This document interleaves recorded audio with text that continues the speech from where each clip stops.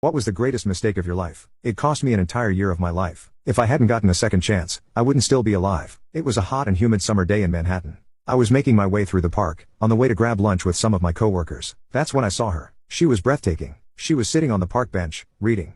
She looked up at me as I walked by, and then looked back down at the book. It was odd, she seemed sort of familiar to me. I continued on, but about 10 seconds after passing her, I realized that I did know her. She knew my friend Jack from college, and we had met briefly at a party a few years back. As I turned around to take another look and confirm, I caught her in the middle of her own double take. I decided that lunch could wait, and made a complete 180 and walked right back over to her. Maria, right? Yes, you're Kevin, Jack's friend. I knew you seemed familiar. I guess I couldn't recognize you in that suit, she replied, setting down her book. What are you doing now that we graduated? Must be something in business, based on the suit. Proudly, I told her, investment banking. It's only my second week, but it is very exciting.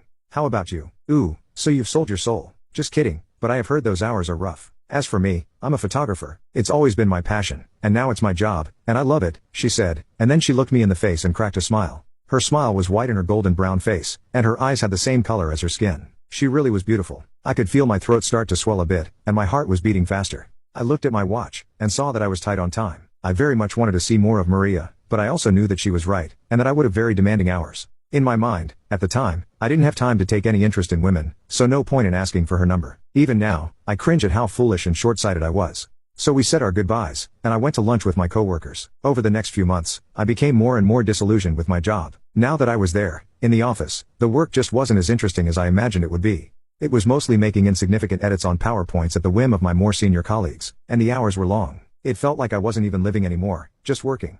Often, as I would lay in bed before I went to sleep, I would think about Maria. Why hadn't I just asked for her number? What was I afraid of? I imagined if they wrote a book about me, that it would be perhaps the most boring book ever written. I'd much rather read a book about the man who had asked for Maria's number, maybe even asked her out on a date right then and there in the park. But that was in the past, and there was no way to find her again now. One day, I was in the office, and it just became too much. I overheard a senior colleague talking about his divorce, and then another discussing how he hadn't seen his kids in over a week.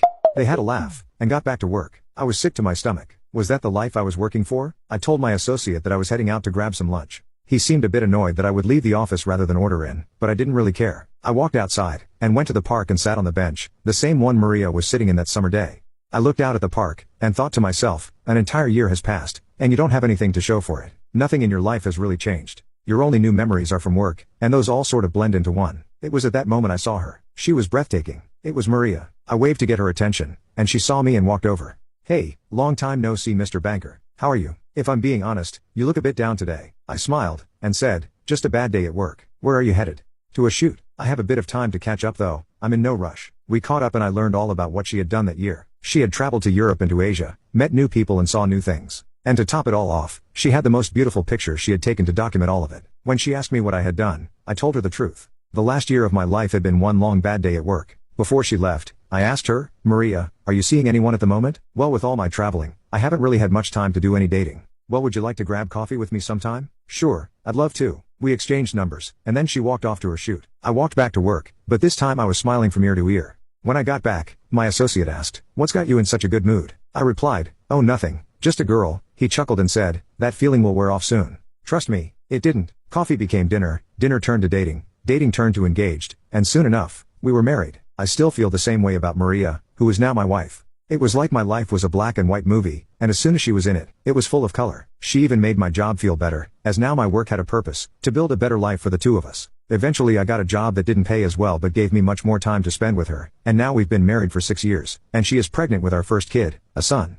My advice to all of you is to be bold. Go talk to her, or him, or do the thing that makes your life feel full of color. Don't live a life you'll regret.